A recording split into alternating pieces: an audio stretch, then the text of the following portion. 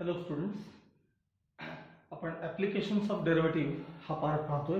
Exercise 4.1 आपण त्यातला complete केलेला आहे. आता एक्सरसाइज 4.2 सुरू करायचं आहे. हा जो पार्ट आहे हा थोडा ग्राफशी रिलेटेड पार्ट आहे. याच्यामध्ये मी इथे हेडिंग लिहिलं बघा, increasing and decreasing functions. Increasing and decreasing functions असा तो पार्ट आहे. म्हणजे काय तर एखाद्या फंक्शनचा ग्राफ कसा असतो, इन्क्रीजिंग आहे का डिक्रीजिंग आहे हे तुम्हाला सांगायचं असतं. इन्क्रीजिंग किंवा डिक्रीजिंग काय प्रकार आहे लक्षात द्या. आपण पहिले इन्क्रीजिंग फंक्शनचा प्रकार बघू. ही तुमची समजा कोऑर्डिनेट सिस्टीम आहे, एक्स ऍक्सिस आणि वाय ऍक्सिस. आणि तुम्हाला एखादा y इक्वल्स एफ एक्स असं कर्व दिलेलं आहे, y इक्वल्स एफ एक्स, आणि इथं एक फंक्शन असतं. तर तुम्हाला एक्सला आपण जसं आपण नवीन ग्राफ काढले ना, एक्स ची व्हॅल्यू वरून घेतल्यावर वाय किती मिळतो, एक्स ची व्हॅल्यू तुम्ही अशा प्रकारचे ग्राफ असतात. समजा एखादा ग्राफ जर तुम्हाला अशा प्रकारचा मिळाला, y इक्वल्स एफ एक्स, हा तो ग्राफ आहे. समजा x 1 असताना y पण 1 आहे. x जसं इन्क्रीज होत गेलाय तसं y देखील काय होत चाललंय सांगा बघा, इन्क्रीज होत चाललंय. y देखील इन्क्रीज होत, म्हणजे x ची व्हॅल्यू इथं असताना बघा ना, y ची व्हॅल्यू इन्क्रीज झालेली आहे. हे जे फंक्शन आहे याला इन्क्रीजिंग फंक्शन असं म्हणायचं. हा जो ग्राफ आहे त्याला ऍक्च्युली त्या ग्राफ वरून ओळखायचं की हे फंक्शन इन्क्रीजिंग आहे. आणि असंच समजा तुम्ही कोऑर्डिनेट सिस्टीम ड्रॉ केली आणि तुम्हाला एखादा ग्राफ असा बघायला मिळाला, y इक्वल्स एफ एक्स चा ग्राफ. म्हणजे बघा x 1 असताना y खूप मोठा आहे, ह्यूज आहे बघा. y चं प्लॉटिंग इथे जसं x वाढत वाढत वाढत गेला तसं y कमी कमी कमी कमी कमी कमी कमी होत आलं की नाही. ऍक्च्युली आपण याला इन्व्हर्स फंक्शन देखील म्हणतो. तर हा जो ग्राफ आहे हा इन्क्रीजिंग फंक्शनचा ग्राफ आहे. आणि इकडे जो ग्राफ मी काढलाय तो डिक्रीजिंग फंक्शनचा.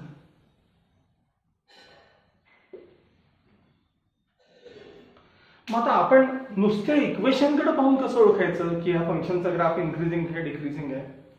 तर आपण मागे हे पाहिले की dy बाय dx म्हणजे त्या फंक्शनचा डेरिव्हेटिव्ह घेतला की आपल्याला स्लोप मिळतो. मग आता मी टँजंटचा स्लोप करतो ना. ऍक्च्युली कोणत्याही इथे या कर्वला कुठेही एखादा पॉईंट होतो तिथे मी टँजंट ड्रॉ करतो. तेव्हा या पॉइंटला मी टँजंट ड्रॉ केली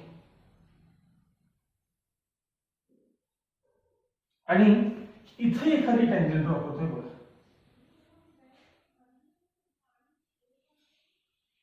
ही लाईन एल टँजंट आहे, इथे देखील लाईन एल ही काय सांगा टँजंट आहे. आता तुम्हाला निदान एवढं जरी माहित असेल दहावीत की actually slope of a line म्हणजे काय असतं, तर एखाद्या लाईननं एक्स ऍक्सिसच्या पॉझिटिव्ह डिरेक्शनशी केलेला जो अँगल असतो ना, अँगल थिटा, त्या अँगलचा टॅन रेशो म्हणजे स्लोप, ज्याला आपण एम म्हणतो.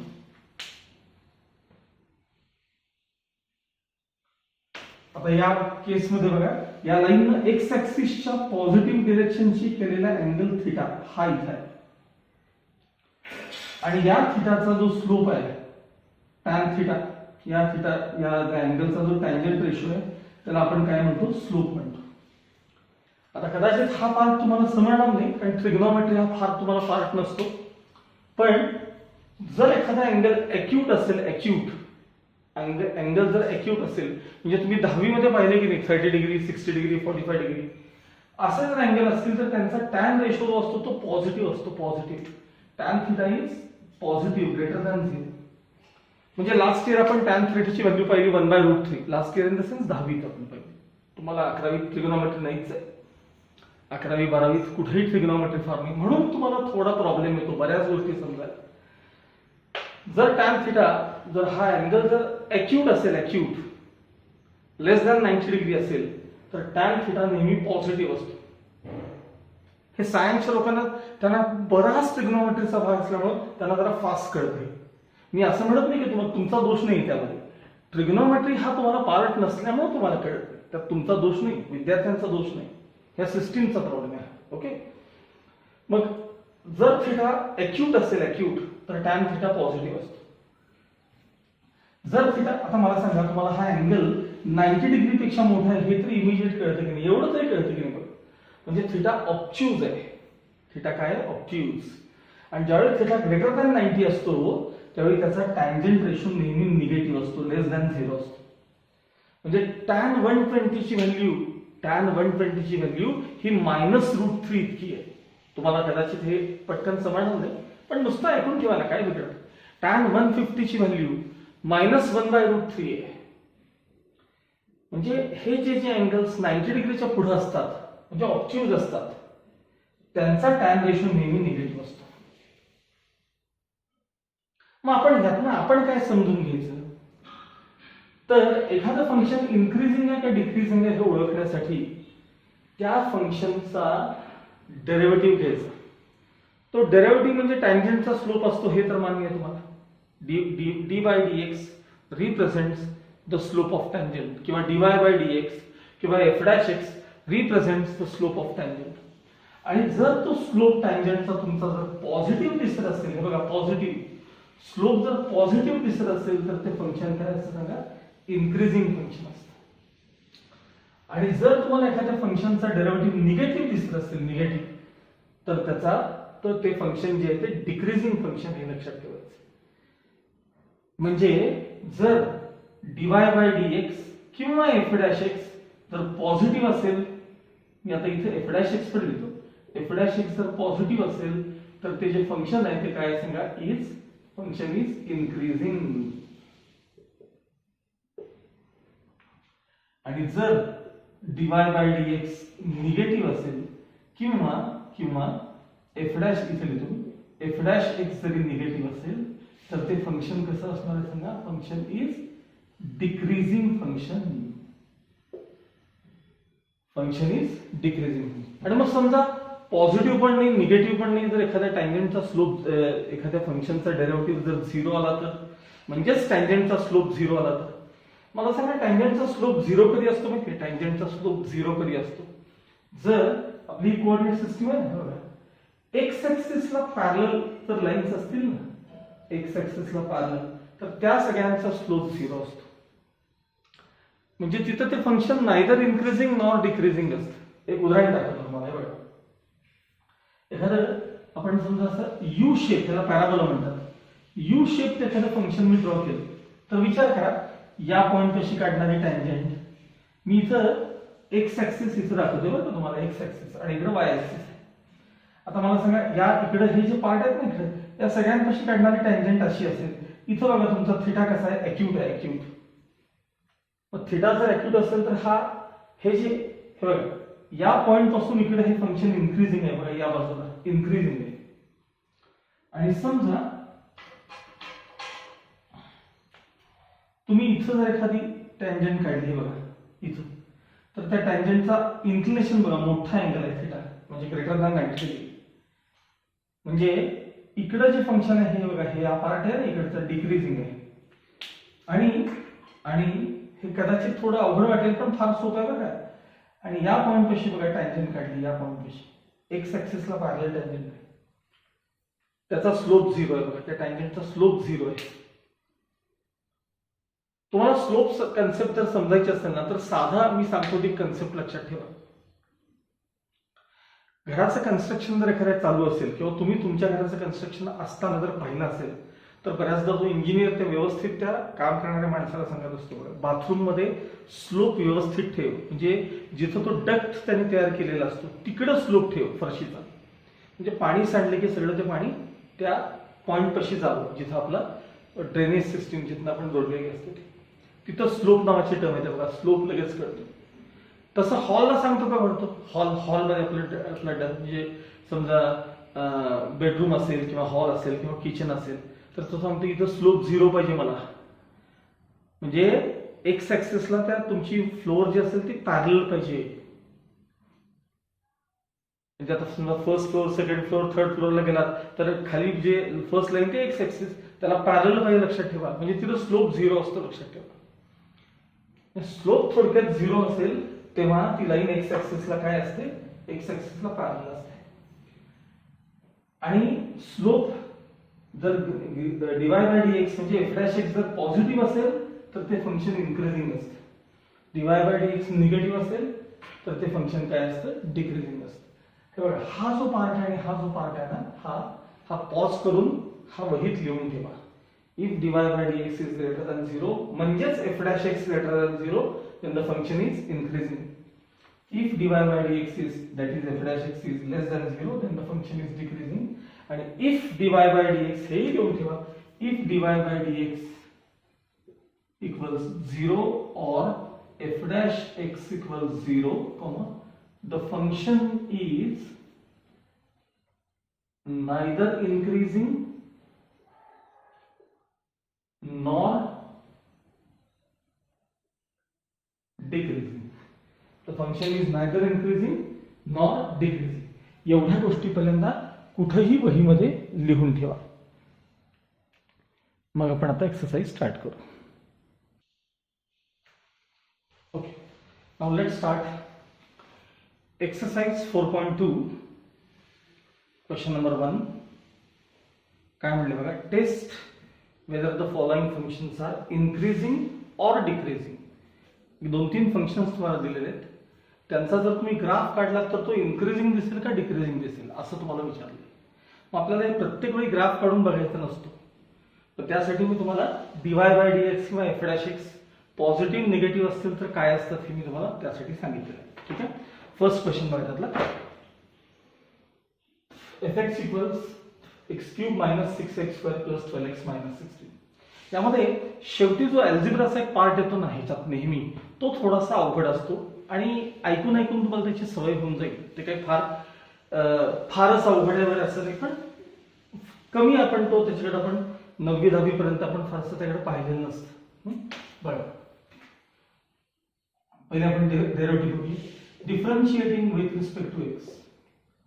आता fx चा डेरिव्हेटिव्ह लिहायचा f dash x equals dy dx of bracket मध्ये x cube minus 6x square plus 12x minus 16 equals x cube चा डेरिव्हेटिव्ह 3x स्क्वेअर मायनस 2 पुढे येणार आहे 6 टू द 12x, एक कमी होणार आणि प्लस 12 इंटू x चा डेरिव्हेटिव्ह 1 आणि कॉन्स्टंट चा derivative 0.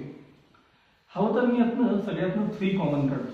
So 3 into bracket x square minus 4x plus 4, 3 4 12. आता नीट लक्ष द्या, 3 इंटू ब्रॅकेट या टर्मकडे व्यवस्थित बघा. हा x मायनस 2 चा ब्रॅकेट, मी म्हणणार ना शेवटचा पार्ट तो हाच इथनं चालू होतो, तो x मायनस 2 चा ब्रॅकेट स्क्वेअर इथून होता.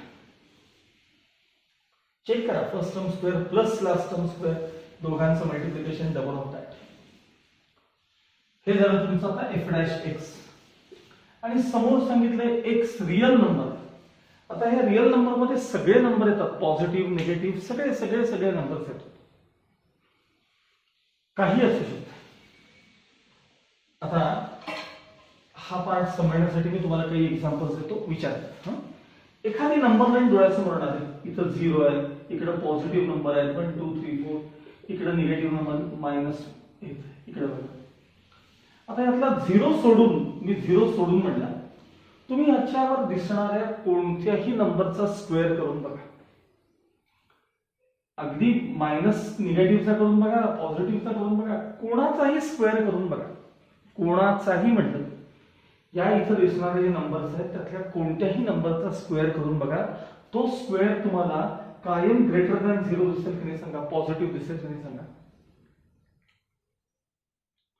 म्हणजे नंबर पॉझिटिव्ह असू देत किंवा नंबर निगेटिव्ह असू देत, त्याचा स्क्वेअर हा कायमच ग्रेटर दॅन 0 असतो.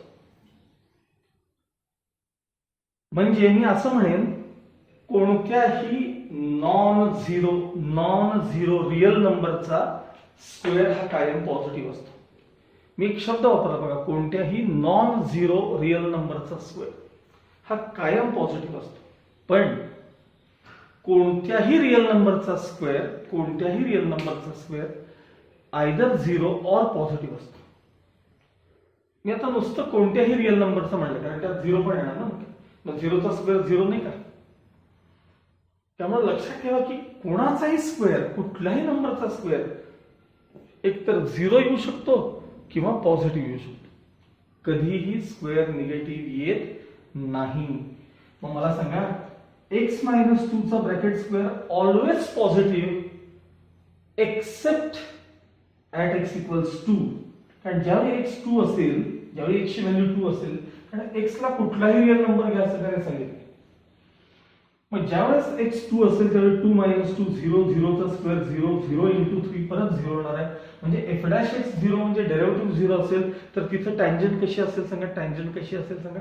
x ऍक्सिसला पॅरलल. मग त्या पॉइंट पाशी तुमचं फंक्शन ना इन्क्रीजिंग असणार आहे ना डिक्रीजिंग असणार आहे. ते फ्लॅट असणार आहे. तिथं मी मगाशी यू शेप दाखवला होता बघा. त्यामुळं आपल्याला त्याने विचारलं की हे फंक्शन इन्क्रीजिंग आहे का डिक्रीजिंग आहे ओळखा. 2 चा जर विषय सोडला तर x च्या जागी 2 सोडून वाटेल तो रिअल नंबर घेऊन बघा. 2 सोडून हवा तो रिअल नंबर घ्या बरं तिथं. मी परत सांगतोय 2 सोडून कोणताही रिअल नंबर घ्या. बरे निगेटिव्ह घ्या पॉझिटिव्ह घ्या. चला मायनस मीच घेतो सर. x ला मी -1 घेतो. -1 -2 -3 -3 चा स्क्वेअर +9 9 × 3 27. आलेला आन्सर पॉझिटिव्ह आला का निगेटिव्ह आला सांगा. पॉझिटिव्ह आला. कोणताही नंबर घ्या. चला x ला 4 घ्या. 4 - 2 2 2 चा स्क्वेअर 4 4 3 चा 12. आलेला आन्सर कसा आला पॉझिटिव्ह. त्यामुळे हा स्क्वेअर असल्यामुळं x = 2 सोडून सगळ्या नंबर्स करता हा काय असणार सांगा. हा स्क्वेअर पॉझिटिव्ह असणार आहे. आणि त्याला × 3 केल्यावर देखील ते पॉझिटिव्हच असणार आहे. म्हणजे थोडक्यात हे जे आहे हे f' कायम पॉझिटिव्ह असणार आहे एक्सेप्ट ॲट x = 2. बघा therefore f' is always greater than 0 for x belongs to R except except at x = 2. हे असंही लिहितात बरं. हे बघा f' is greater than 0 for x belongs to हे बघा असं लिहितात R - 2 म्हणजे रिअल नंबरच्या सेट मध्ये 2 सोडून सगळीकडे काय सांगा ते f' काय सांगा पॉझिटिव्ह आहे. मग f' पॉझिटिव्ह आहे याचा अर्थ फंक्शन इन्क्रीजिंग आहे का डिक्रीजिंग आहे. therefore fx is an increasing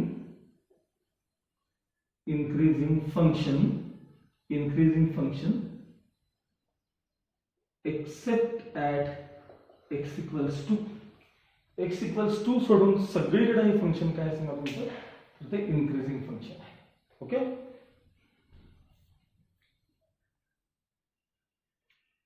Now second question.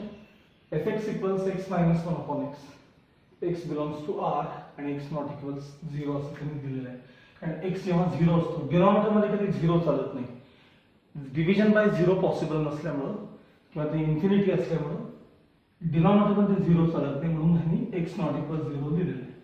आता हे फंक्शन दिलेलं आहे तुम्हाला differentiating with respect to x. f' equals d/dx of x - 1/x. सांगा x चा डेरिव्हेटिव्ह किती 1. हे minus sign as it is. 1/x चा डेरिव्हेटिव्ह काय सांगा तो -1/x². डायरेक्ट प्लस केलं तरी चाललं असतं. 1 प्लस म्हणजे मायनस प्लस 1/x². ओके. आता मला सांगा असा विचार करायचा x 0 नाहीये हे त्यांनी आधीच सांगितलेलं आहे. कुठलाही रिअल नंबर x च्या जागी आणून बघा. x च्या जागी मनातल्या मनात कोणताही रिअल नंबर आणून बघा. त्याचा स्क्वेअर करा. तो नंबर पॉझिटिव्ह आहे का निगेटिव्ह एवढ्याचं उत्तर पाहिजे. 0 सोडून प्रश्न परत सांगा. x ला 0 घ्यायचा नाही. कोणताही नंबर घ्या. मनात एक नंबर आणत जा बरं. मायनस आणा प्लस आणा पाहिजे तो आणा. त्याचा स्क्वेअर करा. तर येणारा आन्सर पॉझिटिव्ह आहे का निगेटिव्ह आहे. पॉझिटिव्ह आहे. 1 पॉझिटिव्ह नंबर काय आन्सर आहे तर महत्वाचं नाही. ते साइन बघा पॉझिटिव्ह आहे का निगेटिव्ह. म्हणजे हे हा नंबर थोडक्यात पॉझिटिव्ह का निगेटिव्ह तर पॉझिटिव्ह. त्यात 1 प्लस केलेत पुन्हा पॉझिटिव्ह. म्हणजे x ला 0 सोडून कोणताही नंबर घेतला तर 1 + 1/x² is always positive. Therefore f' is greater than 0 for x belongs to R and x not equals 0. हे वेगळ्या पद्धतीने असे लिहिता आहे ना.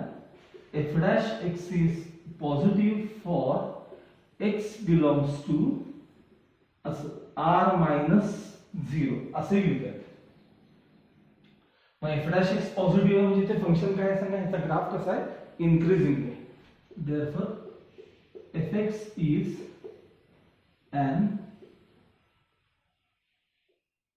increasing function except at x equals 0. x 0 सोडून बाकी सगळीकडे हे फंक्शन कसं आहे सांगा, हे इन्क्रीजिंग फंक्शन आहे.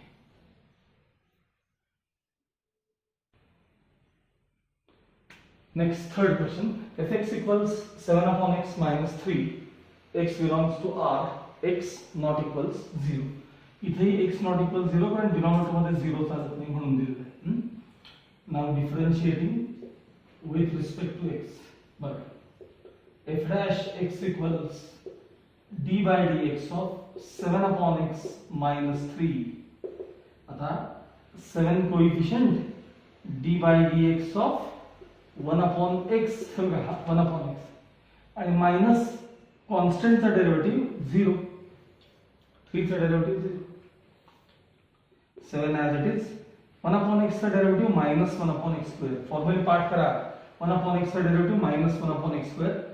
थोडक्यात एफ डॅश एक्स तुमचं काय आलं सांगा, मायनस हे sign minus 7 upon x square.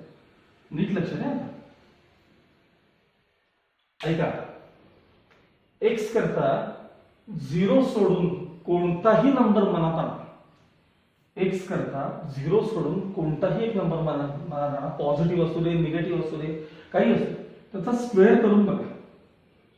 Positive 7 upon that number positive, म्हणजे हे ब्रॅकेट कायम पॉझिटिव्ह असणार आहे, काय वाटेल ते झालं पॉझिटिव्ह आणि मागे मायनस साइन आहे.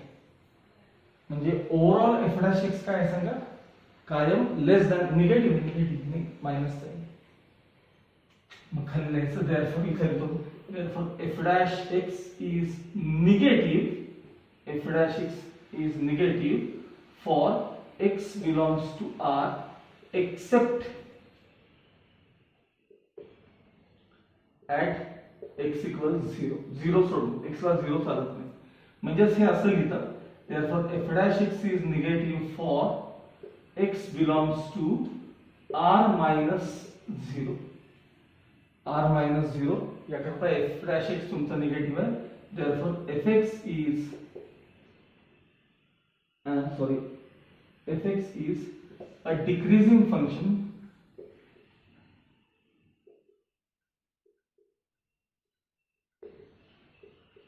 for x belongs to r minus 0. तर fx हे काय सांगा, डिक्रीजिंग फंक्शन आहे. असं आपण यातला आता क्वेश्चन नंबर 1 कंप्लीट केलेला आहे. ठीक आहे.